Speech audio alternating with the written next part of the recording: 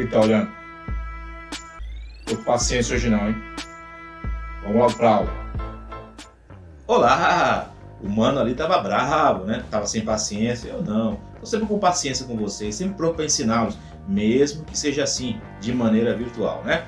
Nossa aula de hoje será uma resolução daquela lista de exercícios de fixação que eu postei para vocês lá no AVA, lembra? Então, vamos lá e vamos resolver juntos? Então vamos lá para o primeiro exercício que vamos resolver. Um elevador de carga, operando em potência máxima, consegue elevar sacos de cimento que ao todo pesam 600 kg a uma altura de 12 metros no tempo de 15 segundos. O fabricante dessa máquina de elevadores garante que a potência total da máquina é de 8.000 watts. Qual o rendimento do elevador em porcentagem? Adote a gravidade como 10 metros por segundo ao quadrado.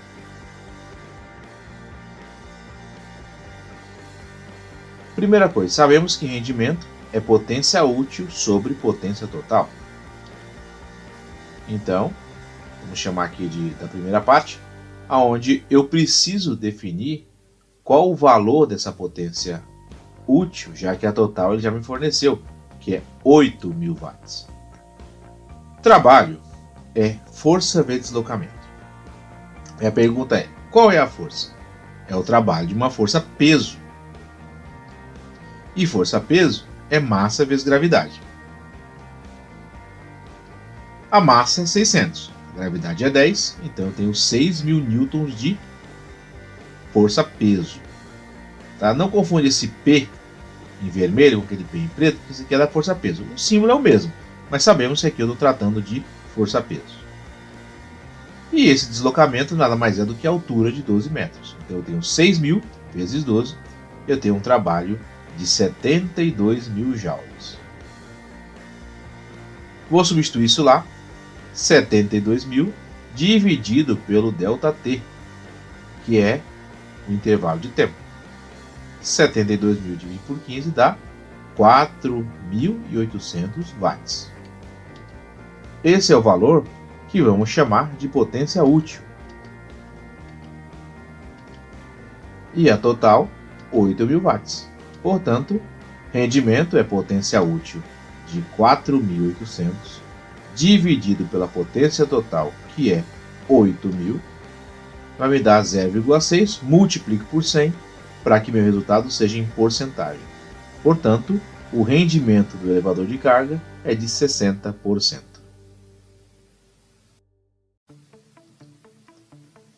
Segundo problema. Uma bolinha de massa 100 gramas encontra-se sobre uma mesa horizontal de altura 0,8 metros, como indica a figura. Calcule, admitindo que a gravidade é 10 metros por segundo ao quadrado, a energia potencial gravitacional da bolinha em relação ao plano da mesa e em relação ao solo. Vamos ver isso. Primeiro ponto que nós temos que observar é que tem uma das grandezas que não está dentro do sistema internacional. 100 gramas, nós dividimos por 1.000, dá 0,1 kg. Depois, energia potencial é massa vezes gravidade vezes altura. Então, energia potencial, 0,1 vezes 10 vezes 0,8, que são os dados que o problema forneceu. Então, eu tenho energia potencial de 0,8. Só que esse 0,8 é em relação ao quê? Em relação ao solo. Porque em relação à mesa, essa bolinha está no mesmo plano da mesa. Então sua energia potencial gravitacional é 0, mas em relação ao solo é 0,8. Portanto, a resposta certa seria a letra B. 0 em relação ao plano da mesa e 0,8 ou 0,80, né, em relação ao solo. Uma questão teórica. No esporte radical conhecido como bungee jumping, uma corda elástica é presa por uma das suas extremidades no alto de uma plataforma e a outra é presa aos pés de uma pessoa que em seguida salta da plataforma. Após a corda atingir sua deformação máxima, a pessoa executa alguns movimentos oscilatórios para cima e para baixo até permanecer em repouso dependurada pela corda. Com relação a esses dados e desprezando atritos e resistência do ar, julgue as afirmativas a seguir, assinalando C para certo ou E para errado. Primeira afirmação. Durante os movimentos oscilatórios, a força-peso da pessoa e a força elástica da mola realizam o trabalho. Isso, claro, que é verdadeiro. Então, essa afirmação é certa. Eu tenho o trabalho da força-peso e o trabalho da força elástica. Segundo, durante o movimento de queda, até a corda atingir sua deformação máxima, somente a força-peso da pessoa realiza o trabalho. Não, isso não é verdade. Porque até mesmo no momento em que a corda começa a ser tracionada, começa a se deformar, já existe um trabalho da força elástica. Então isso aqui é falso. E a terceira, se a pessoa permanecer em repouso pendurada pela corda a 20 metros abaixo da plataforma nesse ponto, o trabalho da força elástica na mola será igual em módulo ao trabalho da força-peso. Na verdade, não. Quando ela vai caindo, esse trabalho da força-peso vai diminuindo. Então, isso aqui é falso. Portanto, a resposta certa seria a letra A, C, E, E. Certo, errado, errado. Molde gráfico.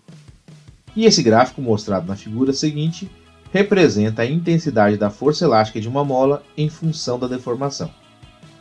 O trabalho realizado pela força elástica entre 0 e 0,1 metros em joule é igual a quanto? Ok, vamos pensar. Trabalho da força elástica é K vezes x ao quadrado sobre 2. É a própria energia potencial elástica. Como é que eu acho o K? Esse K, que é a constante elástica, eu posso encontrar com a equação da força elástica, lei de Hooke.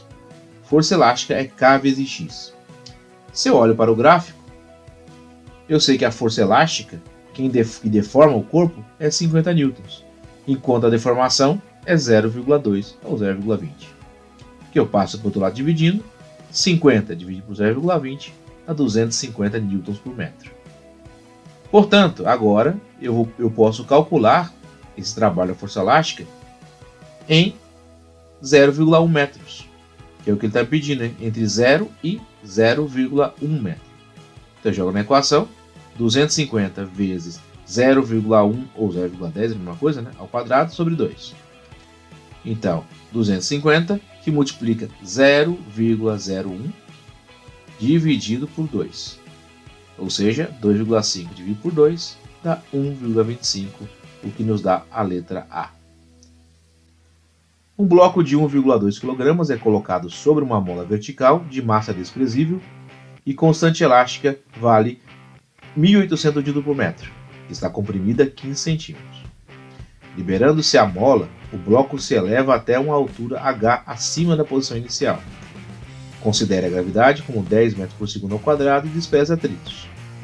A energia mecânica do sistema bloco-molo, tomando como referência a posição inicial do bloco e a altura h, suponha que toda a energia armazenada na mola é transferida para o bloco, vale quanto? É um problema complexo, né? De interpretação, de visualizar esse problema. Por isso eu vou fazer um desenho para você, mas antes vou tirar os dados do problema. A massa é 1,2 kg, a constante 1.800 Nm por metro. Falou que a deformação é de 15 centímetros, ou seja, 0,15 metros, e a gravidade 10. Então eu vou pensar o seguinte, ó. Alguém fez isso aqui, ó, pegou o bloco, colocou sobre uma mola e apertou. E depois soltou. Esse bloco foi impulsionado, né, pela mola. Essas são as etapas. Então eu vou pensar o seguinte. Nessa primeira situação, o bloco está parado. Ele está comprimindo a mola. Então eu tenho uma energia potencial elástica máxima e uma energia cinética nula, mínima. Então, a energia mecânica no ponto A, vou chamar de ponto A, é igual a potencial mais a cinética. Só que a cinética é zero, que ele está parado. Então, no ponto A, a energia é apenas a potencial elástica. Já nesse ponto que eu vou chamar de B, ele também está parado, porque ele atinge a altura máxima. Então, você pega, colocou lá, soltou a mola, ele sobe sobe, sobe, sobe, até chegar na altura máxima. Para por uma fração de segundo e depois começa a descer.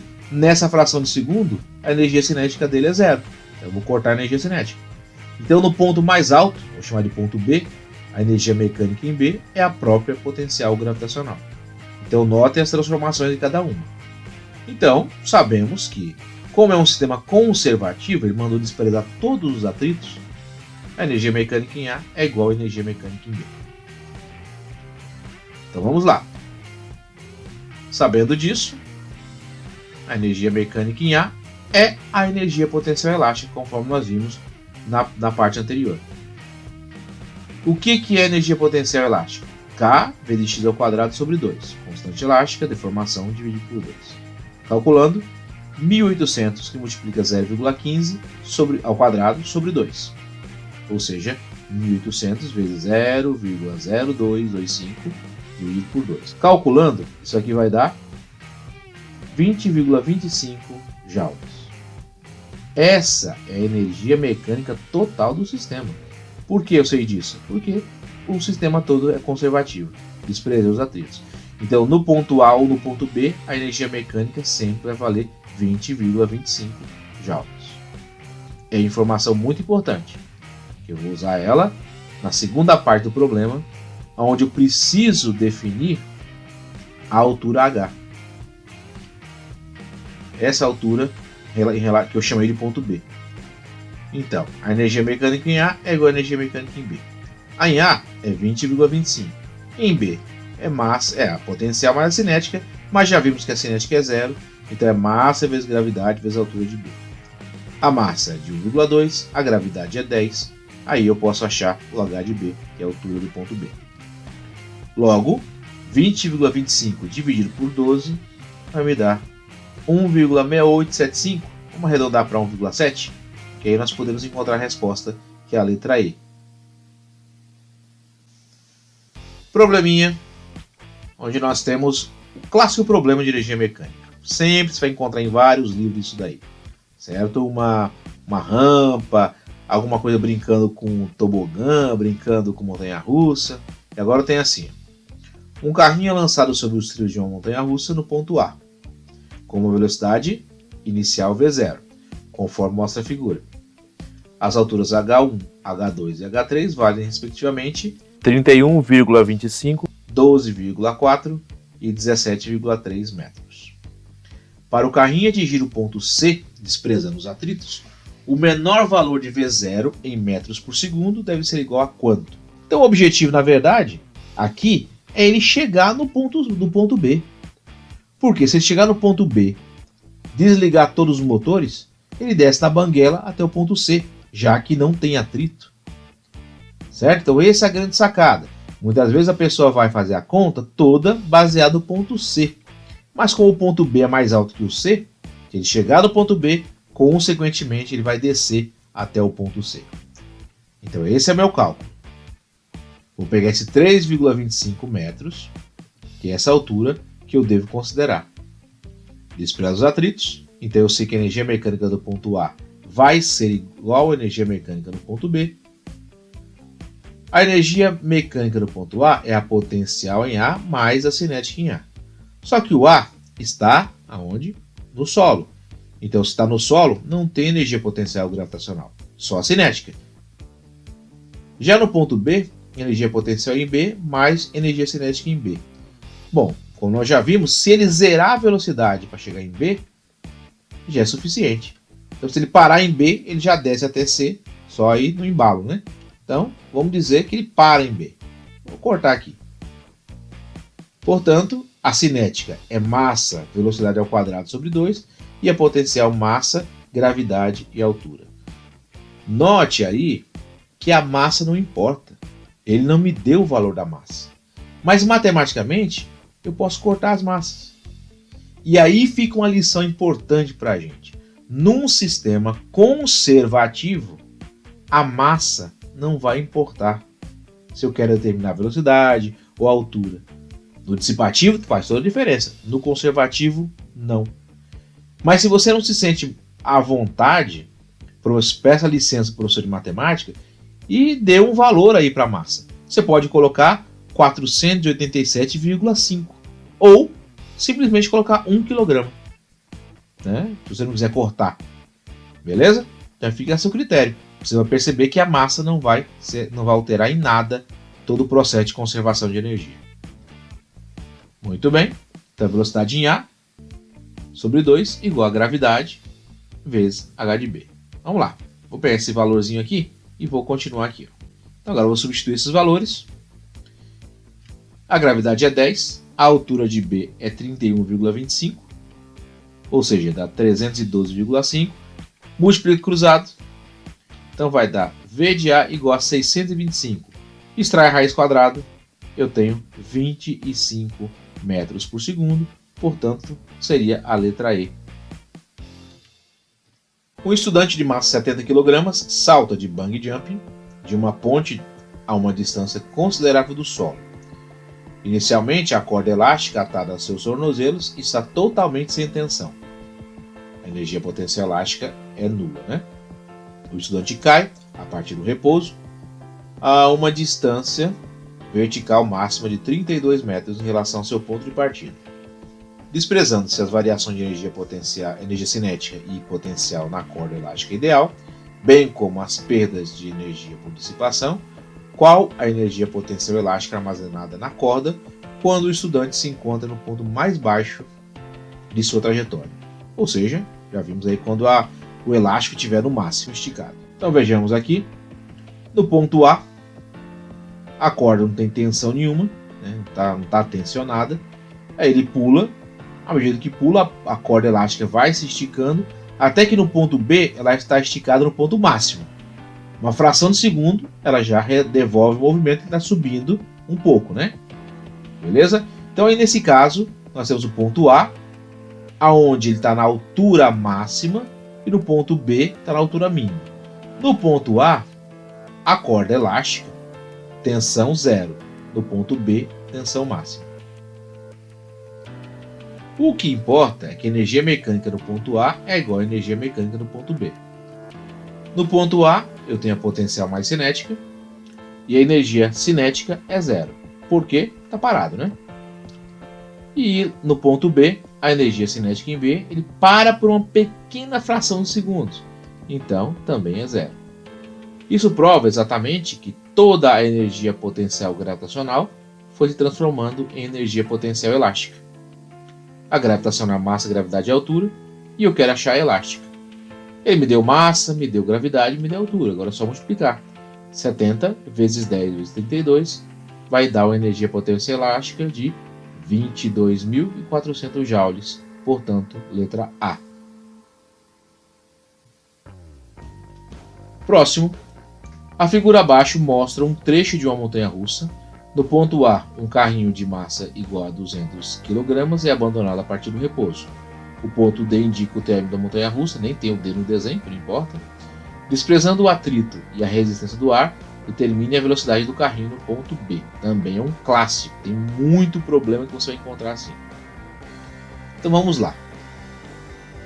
Se é para desprezar o atrito, a energia mecânica no ponto A é igual à energia mecânica no ponto B. Energia mecânica inicial igual à energia mecânica final. O que acontece é uma transformação de um para o outro, não esqueça disso. A potencial vira cinética, depois a cinética pode virar potencial, aí cada caso é um caso. A energia mecânica no ponto A é a potencial mais cinética. Se partir do repouso, a cinética é zero. No ponto B, energia potencial em B mais a energia cinética em B. Parte do repouso, então a cinética é zero. Então sobrou só quem? A potencial gravitacional. Massa vezes gravidade vezes altura. E a energia potencial, massa, gravidade e altura no ponto B. E cinética, massa, velocidade B ao quadrado sobre 2. Aqui, qual é a estratégia? Colocar no segundo membro da equação o m em evidência, fora do parêntese, e o restante dentro do parêntese sendo multiplicado pelo m. Porque eu posso cortar esse e esse. Professor de matemática que não nos ouçam, podia cortar os m tudo, já que eu sei que o m vai ficar em evidência. Ou ainda aquela estratégia de você estabelecer uma massa para o corpo. Não ia fazer diferença, por isso escolhe a mais fácil, que é 1. Né? Então, fica a seu critério. Eu prefiro cortar porque é mais matematicamente mais elegante. Né? Beleza? Fazer aqui a divisão proporcional, né? Gravidade é 10, a altura no ponto A é 60, conforme o desenho. Do outro lado, gravidade 10, a altura no ponto B é 40, conforme o desenho. E aí agora eu vou achar a velocidade no ponto B, fazendo a matemática básica. 10 vezes 60 é igual a 600, 10 vezes 40 é 400, que eu vou passar por outro lado subtraindo, isso é igual a v de b ao quadrado sobre 2.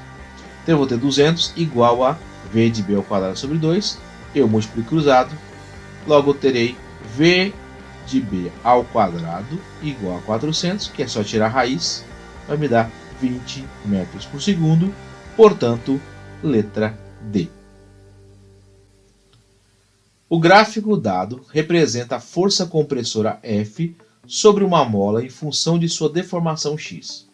Suponha que a energia potencial correspondente a uma compressão de 10 cm da mola seja integralmente transferida a um corpo de 2 kg inicialmente em repouso. Pode-se afirmar que o valor dessa energia transferida e a velocidade adquirida pelo corpo são, respectivamente, os valores estão aí, né? Vamos então calcular isso aqui. Primeiro passo me deu um valor fora do sistema internacional, 10 centímetros. Já vou converter logo para metros. Se é compressão é o valor de x, né? X então é 0,1 metro. Então eu vou achar primeiro o seguinte, calculando a constante elástica. Essa eu preciso encontrar. Como? Eu olho lá para o gráfico e vejo. Para uma força de 2.000 newtons, o corpo se deforma 0,1 metro, ou seja, 10 centímetros. 0,1 metros. Que eu passo para o outro lado, vai dar 20.000 newtons por metro. Portanto, o K, a constante elástica, vale 20.000 newtons por metro. Perfeito. Jogo ali a deformação de 10 centímetros, 0,1 metros. Jogo na equação e aí calculo e encontro 100 joules. Beleza, já temos aí o valor da energia potencial elástica. Outra coisa que ele perde também é a velocidade, né? Beleza. Como ele diz que toda a energia transferida da mola para o corpo, a energia potencial elástica foi toda convertida em cinética. A potencial elástica vale 100 e a cinética é massa vezes velocidade ao quadrado sobre 2. A massa é 2, não é isso?